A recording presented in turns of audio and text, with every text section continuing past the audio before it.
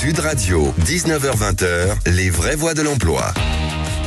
Bienvenue les vraies voix de l'emploi, on est ravis de vous accueillir. Aujourd'hui, on va vous parler d'avenir. Et pour m'accompagner, Nicolas Leroy est avec nous, directeur du recrutement du groupe Fiducial et directeur du cabinet Ficoba. Ça va Nicolas ? Ça va très bien. Voilà, vous êtes co-animateur maintenant. C'est ça, je monte en grade. Allez, au sommaire de cette émission, la baisse des intentions d'embauche, la poursuite des tendances baissières, réduction des embauches en CDI, secteurs les plus impactés, les problèmes de remplacement, c'est le bilan de l'emploi que l'on va faire aujourd'hui pour cette rentrée avec deux acteurs incontournables, Nicolas. Oui, alors aujourd'hui, on accueille deux acteurs incontournables du marché de l'emploi en France.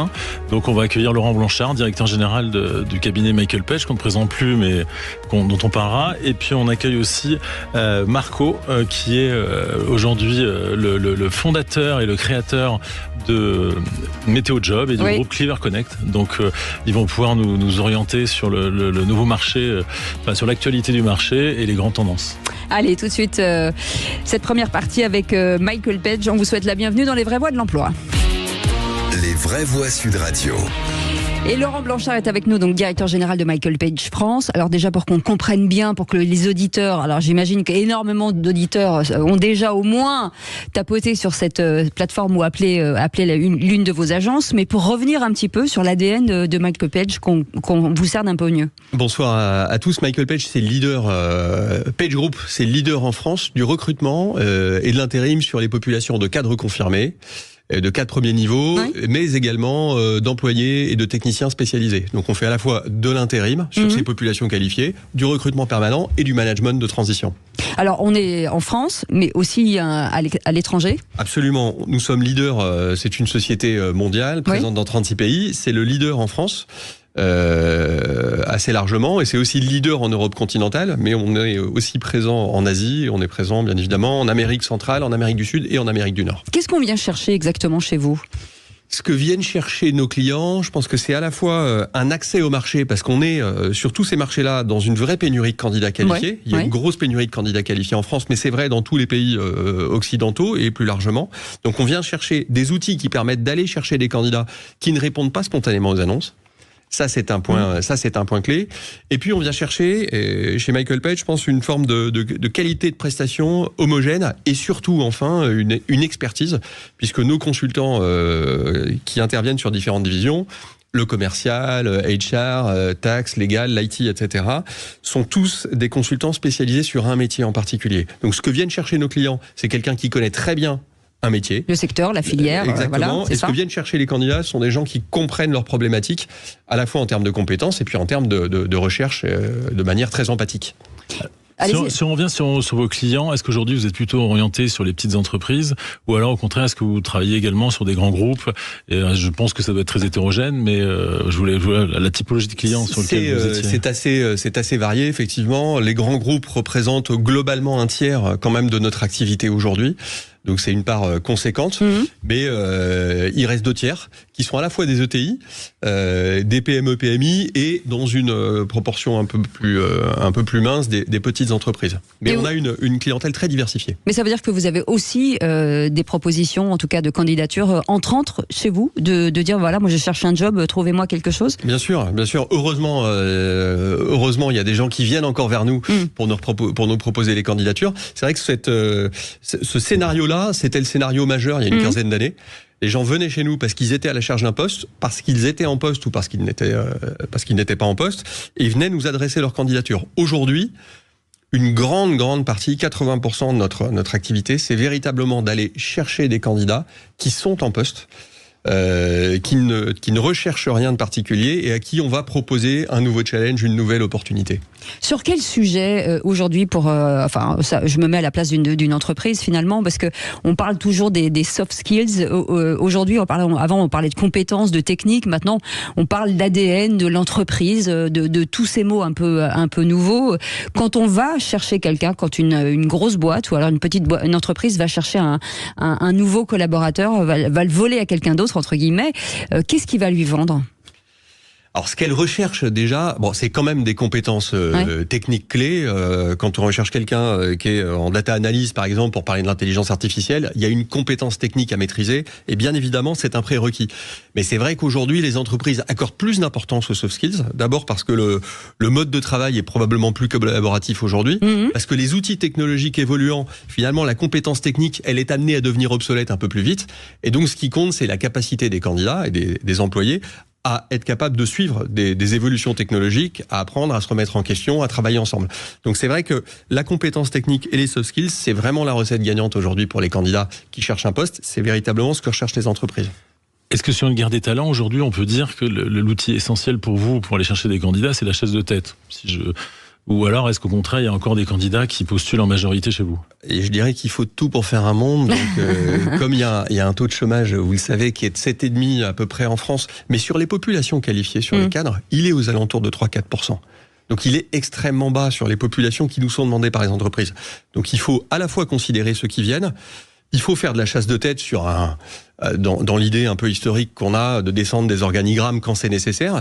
Et puis aujourd'hui, on travaille beaucoup sur des techniques de profiling. C'est-à-dire qu'on est capable, par les habitudes de consommation du web des internautes, des salariés, de savoir que telle personne qui fréquente tel site, qui va consulter la météo de Toulouse, elle est probablement à Toulouse, qui va consulter des sites aéronautiques, qui travaille probablement dans l'aéronautique, et puis qui va regarder des sites en rapport avec la finance et la comptabilité. Et ça nous permet d'établir un profil. Et donc d'un seul coup d'apparaître sur l'écran d'un spécialiste, par exemple, de la comptabilité, et de lui proposer un poste en rapport avec sa situation d'aujourd'hui. Alors qu'il n'est pas en recherche d'emploi. Donc finalement, c'est les annonces qui nous poursuivent dès qu'on va sur un site qui nous intéresse. Ouais. Vous poursuivre, c'est que vous êtes très employable, Nicolas. Et en matière d'éthique, d'aller voler entre guillemets les talents de concurrents, de choses comme ça. Quelle est finalement la part d'éthique d'une société comme Michael Page ou entre entreprises ? Comment on travaille ça ? Ce qui est essentiel pour nous quand on travaille pour un client et quand on va recruter des collaborateurs pour ce client, nous sommes en France sur nos 4 marques à peu près 700 consultants. Oui. Donc on a un éclairage et un accès au marché qui est très large. Et ce qui est essentiel pour nous, c'est d'avoir des chartes très très claires et surtout qu'on respecte, notamment si on va identifier les candidats pour une entreprise, recruter pour une entreprise, ne pas ressolliciter ce candidat 1 année, 2 années, 3 années, 4 années plus tard. Parce que l'entreprise, comme le candidat, a une mémoire. Et bien évidemment, quand une entreprise a fait appel à nous pour avoir de nouveaux talents, elle compte sur nous pour pas venir lui enlever quelques années plus tard. Donc il faut être très clair vis-à-vis de ça.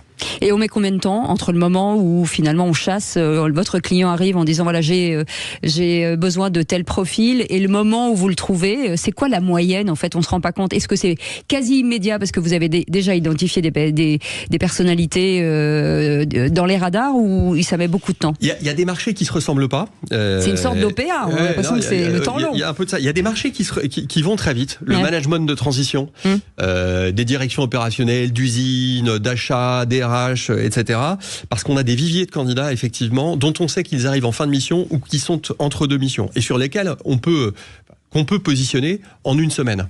Quand on est en intérim, y compris en intérim management, en comptabilité, en finance, on peut aller très très vite. Quand on est sur du recrutement en permanent, sur des profils spécialisés, c'est vrai que la majorité des candidats qu'on va adresser sont en poste. Et donc il y a de toute façon un délai qui n'est pas incompressible, mais qui existe, c'est celui du préavis. En France, il est de 3 mois. Alors il se réduit quelquefois à 2 mois, quelquefois 1, mais rarement moins. Tout dépend de la négociation. Et tout dépend de la négociation, exactement. Et puis ensuite, il y a le temps de recherche et il y a le temps de validation des entreprises. Parce qu'une entreprise qui cherche à prendre quelqu'un en CDI, elle veut s'assurer que c'est le bon. Elle veut le faire rencontrer son futur collaborateur par un certain nombre de personnes, et ça peut prendre 1 mois, 1 mois et demi. Eh ben, vous restez avec nous, on en parle dans un instant. Dans un instant, météo job, ça aussi, bien entendu, vous en avez entendu parler. Vous êtes certainement aussi allé pianoter. Marco Vujasinovic, est-ce que je l'ai bien dit ? Magnifique. Même, je me suis balancé, je m'excuse. Mon père était serbe, c'est pour ça que je vous le disais. Serbo-croate, je crois. On en parle dans un instant avec vous. On parle de recrutement, bien sûr, et on est ensemble jusqu'à 20h. 20h, c'est ça ? 20h. Avec Nicolas Leroy, tout de suite. Sud Radio. Sud Radio. Parlons vrai. Parlons vrai. Sud Radio. Parlons vrai. Sud Radio, 19h-20h, les vraies voix de l'emploi. On est ravis de vous accueillir avec Nicolas Leroy, Les Vraies Voix de l'Emploi. Aujourd'hui, Météo Job est un site de recherche d'emploi qui s'inscrit dans la catégorie des pure players dédiés à l'emploi, c'est-à-dire que la publication et la diffusion d'offres d'emploi déposées par les recruteurs. Avec notre invité, Nicolas Leroy. Allez-y, Nicolas. Alors, Marco Vujasinovic, vous êtes CEO et cofondateur de Cleaver Connect, mais on connaît surtout Météo Job. Donc, vous pouvez nous présenter donc justement votre le groupe. Oui, le groupe, en fait, votre présence, c'est voilà. Absolument. On a effectivement deux activités. Oui. L'édition, l'opération de site meteojob.com, ce site emploi. Et puis la deuxième activité, c'est une activité de logiciel. On équipe les entreprises en logiciels de recrutement pour transformer leur processus de recrutement, pour en parler également. D'accord, ça veut dire que eux-mêmes sont capables d'aller chercher grâce à ce logiciel C'est-à-dire qu'en fait, on en parlera avec Météo Job, on envoie énormément de candidats, on fait plein de recrutements, mais ce qui est très important aussi, c'est que les entreprises gèrent de manière très efficace leur candidature. Et même au-delà de ça, il y a vraiment un sujet de transformation du processus de recrutement des entreprises. Je vous donne un exemple. On en parlera. On va rentrer au cours des années progressivement vers une pénurie extrême de candidats par en fait une baisse des populations actives qui va générer des problématiques de plus en plus importantes de recrutement pour les entreprises. Et donc la question, c'est ce que vous disiez tout à l'heure, c'est il y a 17% de candidats qui sont actifs et puis il y a 83% de candidats qui sont passifs. Et pour recruter, il va falloir à la fois être au contact avec ces candidats actifs, mais aussi les candidats passifs. Et donc, un des exemples, c'est la cooptation, ce qu'on appelle la cooptation digitale. Chaque salarié de l'entreprise a 300 contacts, 200 contacts sur Facebook, Instagram, WhatsApp. Comment on active les contacts des salariés pour aussi recruter, Ah oui, donc c'est toute cette partie logicielle est aussi très importante, très intéressante, puisque il y a effectivement besoin de transformer les processus de recrutement des entreprises. Mais pardon, je vous coupe, Nicolas Leroy. Ça veut dire que c'est très intéressant ce que vous dites. La cooptation, c'est aussi peut-être une partie qui est déjà gagnée dans le recrutement. C'est-à-dire que quand vous cooptez quelqu'un et que vous êtes censé être vous-même un bon candidat, ça change quelque chose au niveau du recrutement.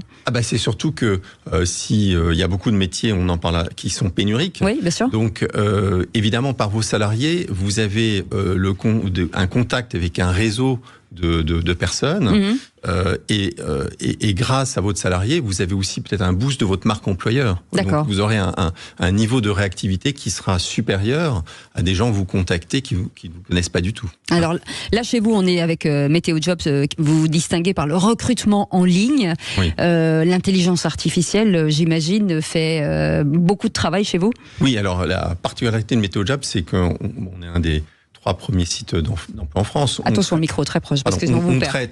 On traite à peu près un tiers des offres d'emploi du marché tous les jours, et on a près de 10 millions d'actifs, 10 millions de Français qui sont inscrits sur le site.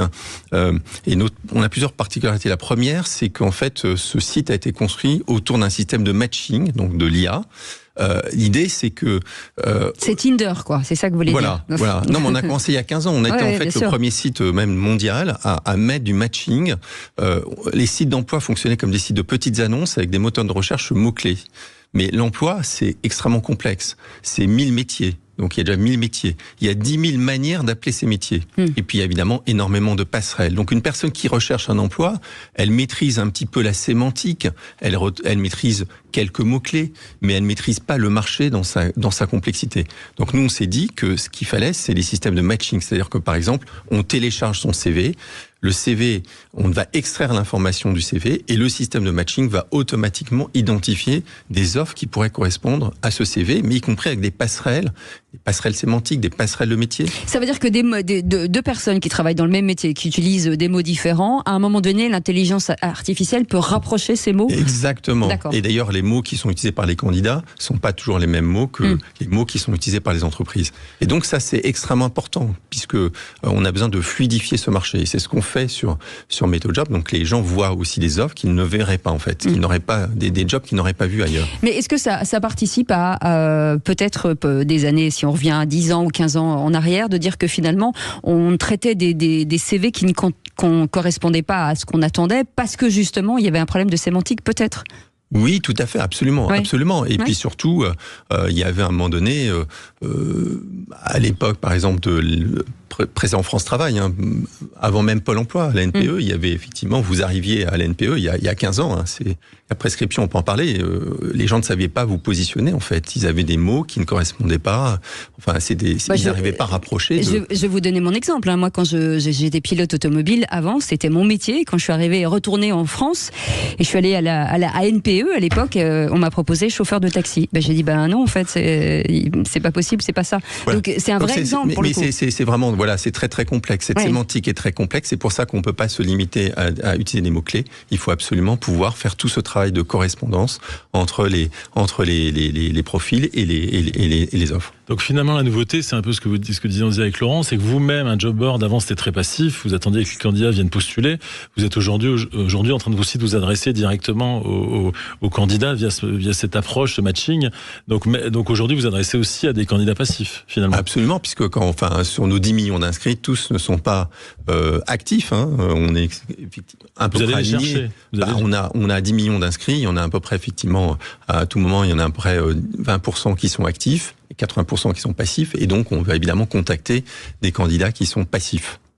Et donc ça veut dire que des gens en poste sont parfois encore sur votre site et ils peuvent aussi être happés par des entreprises ou c'est assez rare? Oui, parce qu'en fait, non, tout à fait, parce qu'en fait, dans les gens en poste, donc il y a à peu près, ou ces candidats, disons passifs, en fait, il y en a donc 80% environ, il y en a près 28% qui sont à l'écoute. En permanence. Okay. Enfin, c'est pas toujours les mêmes, ça varie d'une année à l'autre, mais on a à peu près 28% des gens qui sont actifs. Et d'ailleurs, si on ajoute les 28% qui sont à l'écoute, les 28% qui sont à l'écoute plus les 17% qui sont actifs, on a à peu près la moitié des salariés qui sont en permanence quelque part à l'écoute. C'est représentatif du marché de l'emploi, ça ? Oui.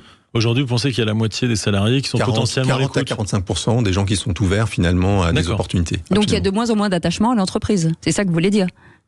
Il y a beaucoup plus de turnover qu'il y a 20 ans ou 30 ans. Évidemment. Donc ça veut dire qu'aujourd'hui, grâce à l'intelligence artificielle, vous savez à peu près, vous avez des chiffres assez précis, justement sur le taux de rotation, sur l'âge, à quel moment on change de métier, on évolue, les reconversions. Vous avez des chiffres là-dessus, j'imagine ? Oui, tout à fait. Tout à fait. Allez-y. Voilà. Ça me paraît énorme que 45% aujourd'hui des actifs soient potentiellement à l'écoute, parce que ça voudrait dire effectivement, donc la chasse de tête, c'est vraiment aujourd'hui la méthode qui serait la plus pertinente. Mais donc aujourd'hui, si on sollicite un salarié, il y en a 1 sur 2 qui écoute. Alors, il y en a 1 sur 2 qui sont ouverts, qui tendent une oreille. Mais ça ne veut pas dire qu'ils vont réagir à votre proposition. Et là, la complexité, c'est que vous avez beaucoup de concurrence entre toutes les entreprises, et donc les gens peuvent être contactés, mais ils sont souvent pas contactés par une seule entreprise, mais par de nombreuses entreprises. Donc effectivement, il y a un taux de réaction à votre sollicitation qui est faible. Donc c'est compliqué. Météo Job, finalement, les grands métiers, c'est quoi? Les grandes filières, grandes familles de métiers, c'est quoi? Qu'est-ce qui tourne le plus chez vous? Alors nous, on est un site généraliste et on est en gros représentatif de l'emploi en France. Donc on a c'est assez intéressant. En fait, nos offres correspondent en gros à la répartition de la population active française. D'accord. Donc on a du bâtiment, beaucoup, j'imagine. Alors on a effectivement, bâtiment, ça fait partie des grands secteurs. Les grands secteurs, c'est par exemple la commerce distribution, c'est un grand secteur. Il y a beaucoup d'emplois dans le commerce distribution. Il y a beaucoup d'emplois dans les services, la logistique, transport, dans la santé, donc dans l'industrie. Donc voilà, c'est la répartition de la population, et puis aussi c'est la répartition géographique. Nous, on n'est pas un site qui est spécialisé sur l'Île-de-France. On a des gens qui sont en gros sur tout le territoire et des emplois sur tout le territoire. Et féminin, masculin, équilibré? Alors en fait, on a un peu plus de femmes que d'hommes. Même dans ces métiers-là. C'est pas forcément le standard. Enfin, je veux dire, dans l'accueil online, dans les sites online, enfin les sites internet, on n'a pas forcément une majorité de femmes. Nous, on a une légère majorité de femmes. On a à peu près 51% de femmes, alors que sur l'internet, on est plutôt à 48% sur l'emploi. On a une petite prédominance de femmes. Eh ben, vous restez avec nous. On verra justement ce marché des deux côtés, bien entendu, du côté Météo Job et Michael Page dans un instant. Vous pouvez bien sûr réagir 0826 300 300. instant si vous avez des questions. Ils sont là pour répondre. On a 3 professionnels autour de la table. Moi, je suis un peu stagiaire dans le métier, donc voilà. On en parle dans un instant. À tout de suite. Sud Radio. Parlons vrai. Parlons vrai. Sud Radio. Parlons vrai. Sud Radio. Parlons vrai. Sud Radio, 19h-20h, les vraies voix de l'emploi. Les vraies voix de l'emploi pour m'accompagner, bien entendu, au co-animateur Nicolas Leroy, qui fait ses débuts en co-animateur, directeur du recrutement du groupe fiducial et directeur du cabinet Ficoba. Ça va ? Ça va, très bien. Bah oui, ça va, bien sûr. C'est toujours bien reçu. Bah oui, très bien. Avec Laurent Blanchard qui est avec nous, directeur général de Michael Page France. Merci en tout cas d'avoir accepté mon invitation. Et Marco, je vais y arriver, vous, Yadzinovic. Voilà, c'est ça. Bon, à peu près. Je le dirai bien à la fin de l'émission. CEO et fondateur de Météo Job, qui fait partie d'un groupe un peu plus important, bien entendu. On en a parlé il y a quelques instants, qui est Clever Connect. Sur ce sujet, finalement, du marché de l'emploi 2024, bon, on arrive à la fin de l'année. Où est-ce qu'on en est, par exemple, aujourd'hui ? Est-ce qu'il y a une relance ? Est-ce qu'il y a des nouveautés ? Il n'y a pas véritablement de relance. Le référentiel, c'est celui des 3 dernières années, qui était un marché extrêmement dynamique, comme rarement on l'a connu. Et c'est vrai que le comparatif 2024 est moins flatteur. Les entreprises ont moins recruté, elles se sont moins développées. On a eu une stabilisation, une baisse dès la fin de l'année 2023, et puis moins de création d'emplois quand même tout au long de l'année 2024. L'année n'est pas mauvaise. Encore une fois, on a un référentiel qui est très élevé par rapport aux années précédentes. Mais c'est vrai qu'il y a une forme de stabilisation, indiscutablement, du nombre de créations d'emplois, du nombre de postes. Et parallèlement, comme le disait Marco tout à l'heure, il y a un phénomène qui est lié à la géologie, qui est celui de la démographie. Et en France, la démographie, comme dans plein de pays occidentaux, elle n'est pas favorable à l'emploi. La population active atteint son pic en 2025. Et donc, il y a malgré cela une véritable difficulté pour trouver les profils adaptés. Marco Vujasinovic, vous faites le même constat que lui ? Oui. Absolument, en fait. Alors nous, on a connu une croissance assez exceptionnelle du nombre d'offres d'emploi sur notre site après post-Covid. Donc il y a eu un boom considérable. Nous, ça a continué jusqu'au premier trimestre 2024. Donc on était encore en croissance par rapport à l'année précédente, à peu près 8%. Donc premier trimestre 2024 par rapport au premier trimestre 2023. Ensuite, ça s'est stabilisé et ensuite on a un peu baissé. Là, on est revenu en gros à 2023. Mais donc on a l'impression que les choses se ralentissent un peu, mais il faut prendre un peu de hauteur parce que en réalité on est à un niveau d'activité extrêmement élevé. D'accord. Il y a actuellement à peu près 1 million d'offres d'emploi qui sont proposées quotidiennement en France. Ce qui me semble énorme. C'est énorme. Et en fait c'est un niveau qui est très au-dessus du niveau pré-Covid, c'est-à-dire 2018, 2019, 2017, on était sur des niveaux nombre d'offres autour de 700 000, 800 000 offres. Donc, il peut y avoir des baisses, mais on reste sur un niveau très soutenu de nombre de recrutements qui sont effectués. Alors, on sort d'une année exceptionnelle. Est-ce qu'on sent bien le ralentissement économique ? Est-ce que l'aspect politique, notamment avec le gouvernement qui est assez instable. Est-ce qu'il y a des entreprises aujourd'hui qui ont, on va dire, ralenti leur projet ? Est-ce que vous sentez justement cette diminution par rapport à vos incertitudes politiques ? Nous, on n'a pas en fait, on n'a pas senti d'impact significatif de ça, si ce n'est que effectivement, il y a eu quand même un flottement, je pense, de quelques semaines sur des nouvelles décisions. Mais les nouvelles décisions ne traduisent pas l'ensemble du marché de l'emploi. Peut-être que ça s'est ressenti plus sur les cadres, non ? Ça s'est probablement un peu plus ressenti sur les cadres après le deuxième tour des législatives. C'est vrai qu'on a une activité importante pour nous qui est le recrutement de cadres dirigeants, page exécutive, avec des nouveaux projets et des investisseurs étrangers qui démarrent des projets en France, qui lancent des projets en France. Et on a pu observer, on en est l'observateur privilégié forcément, des interlocuteurs et des décideurs de grands groupes internationaux qui ont pris le temps de la réflexion alors qu'ils étaient en train de lancer des recrutements après le deuxième tour des législatives, craignant une politique qui serait peut-être un peu moins business-friendly, un peu moins favorable au développement des entreprises. Et c'est vrai que pendant 2-3 semaines, il y a eu une forme de pause et d'attentisme qui finalement s'est conclue de manière assez favorable courant juillet. Vous parliez tout à l'heure sur Météo Job qu'il y avait à peu près 1 million de jobs à pourvoir, c'est ça? Alors nous, on gère un tiers des offres, donc on a plutôt 300 000 annonces, mais 1 million, c'est l'ensemble des annonces du marché. Mais est-ce que l'un et l'autre, vous avez les profils existent pour ces métiers-là? Est-ce qu'aujourd'hui les profils sont possibles, ou est-ce qu'il va falloir former des gens justement pour rentrer dans ces entreprises? Alors, les profils, ils n'existent pas toujours en nombre suffisant. Il y a des secteurs aujourd'hui, depuis des années, on a une pénurie de main-d'œuvre dans le secteur industriel. D'accord. Alors, on a dit que la France... Sur quel type de métier qu'on comprenne bien? Sur de la technique? Oui, sur des techniciens, des gens qui vont faire de la maintenance, des techniciens de production, des ingénieurs, qualité, sécurité, environnement. Il y a plein de profils sur lesquels on est en pénurie.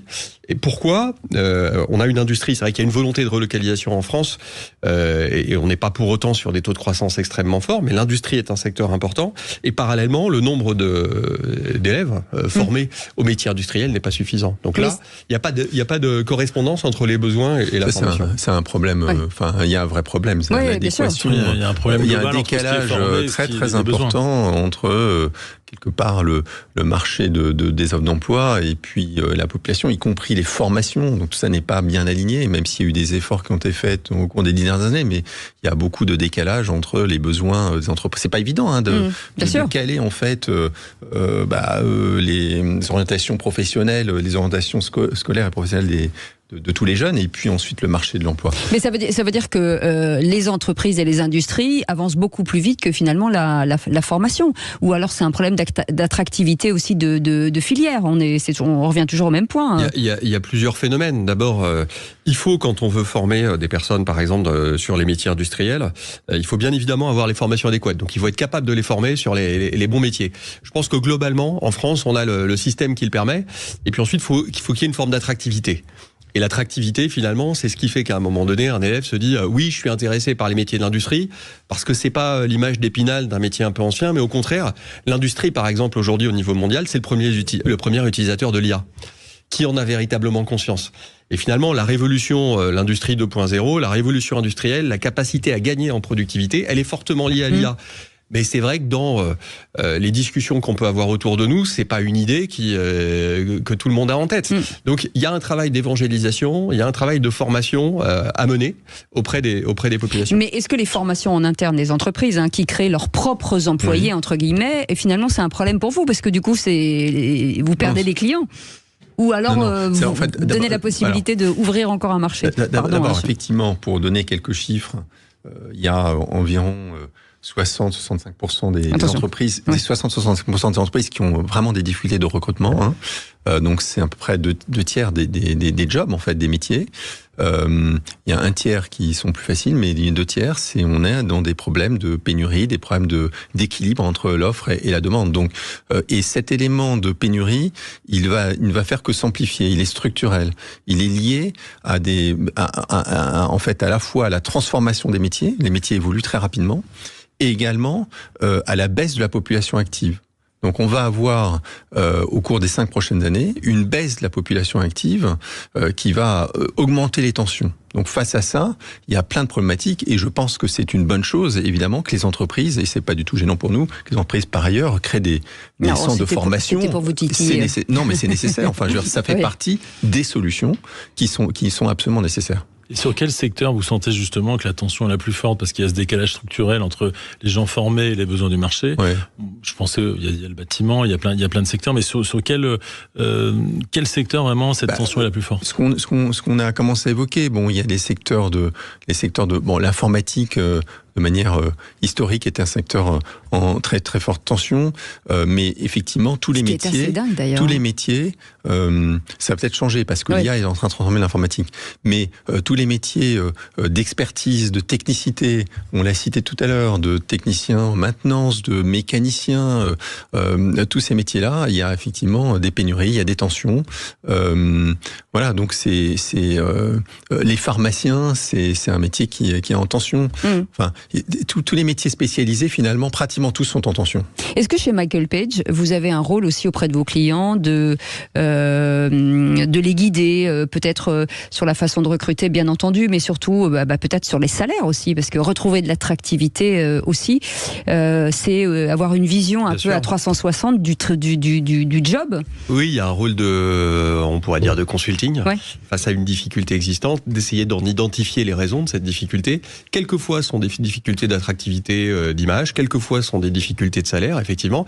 Quelquefois, ce sont aussi des réflexes qui consistent à ne pas considérer 100% d'une population. C'est vrai qu'il y a des métiers qui sont très masculins, qui pourraient être un peu plus féminins. On a plein d'exemples, notamment dans la cybersécurité. Il y a eu énormément de reconversions professionnelles de femmes dans le domaine de la cybersécurité.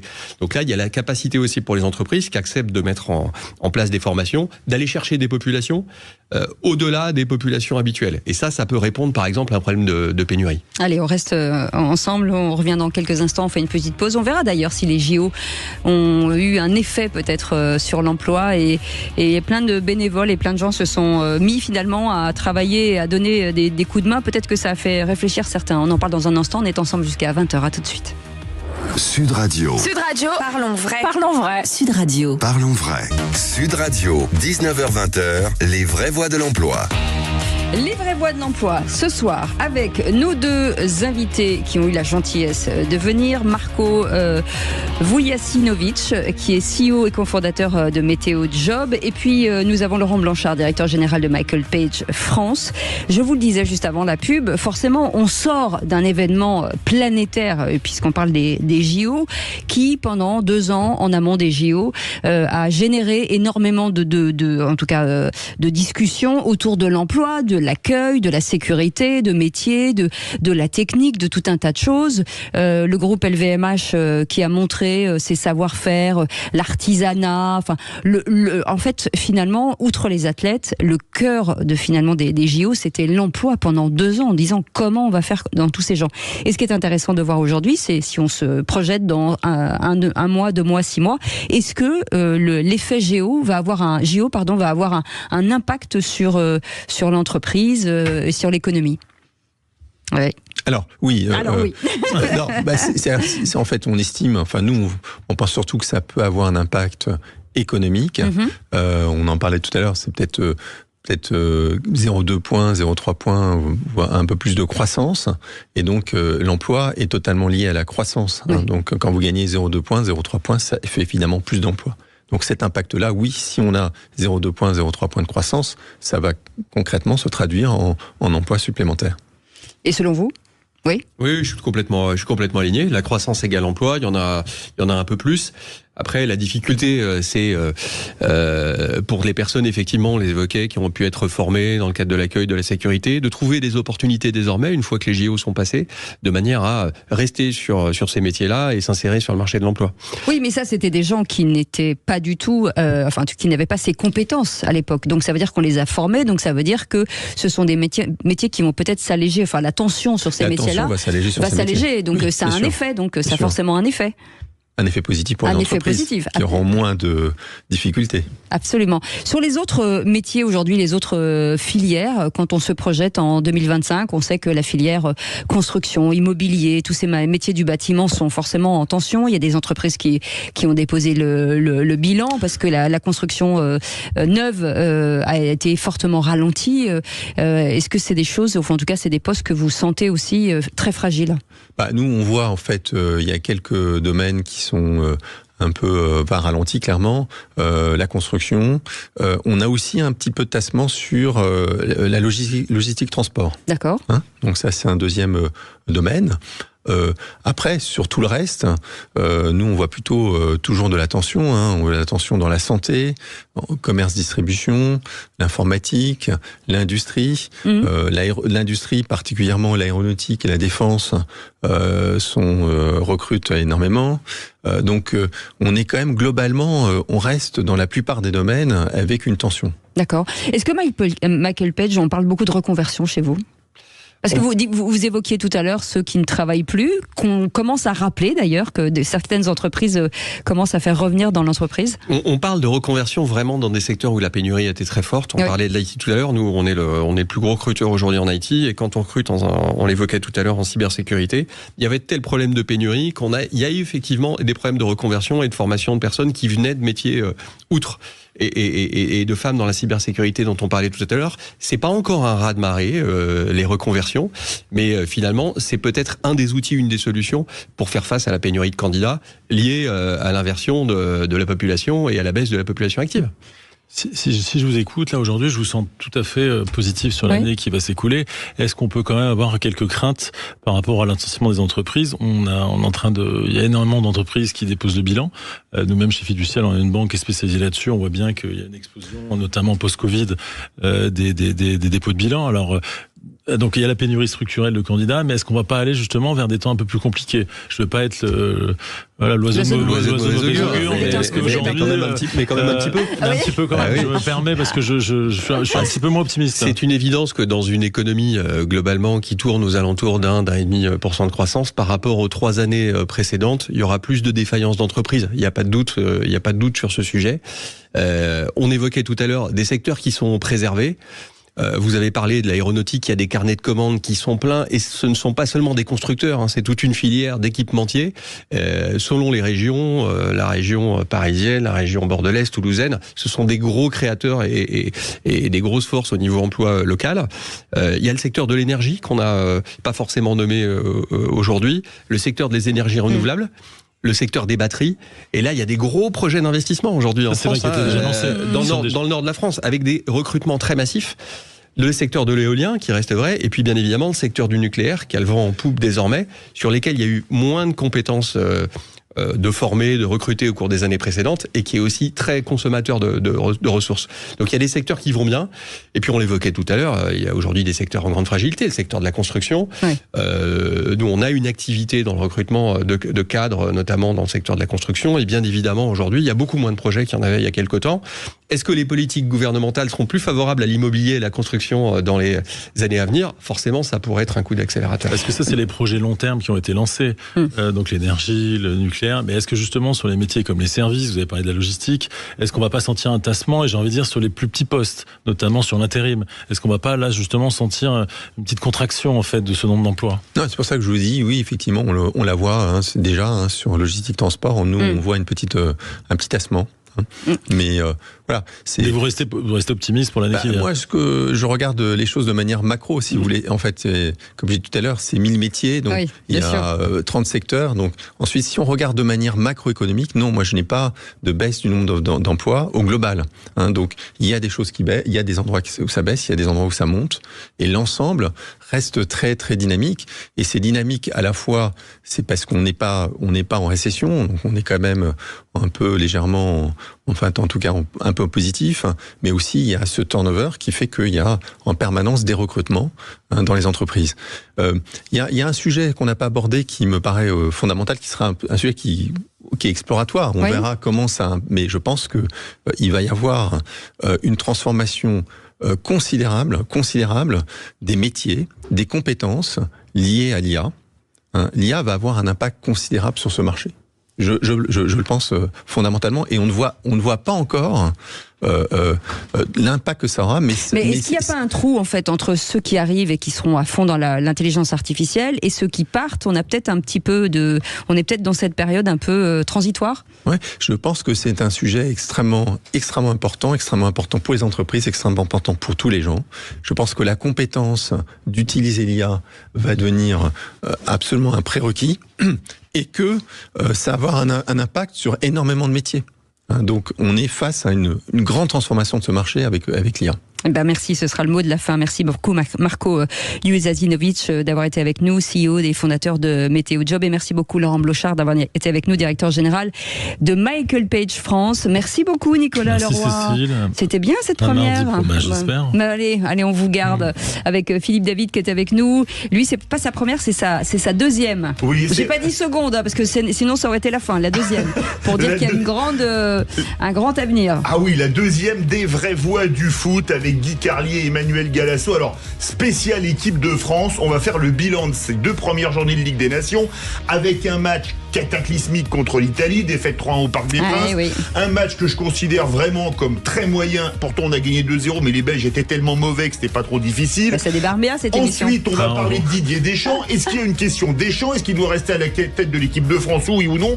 Et un bilan de l'équipe de France pour ces 2 matchs, mais également pour l'avenir. Tiens, et les Bleuets sont en train de jouer. Ils mènent 2-0 contre la Bosnie-Herzégovine. Les 0826 300 300, vous voulez participer à leur débat. On se retrouve avec Philippe David demain à partir de 17h dans Les Vraies Voix. On vous souhaite une très bonne soirée. Merci beaucoup, messieurs, d'avoir été avec nous. Merci. Salut.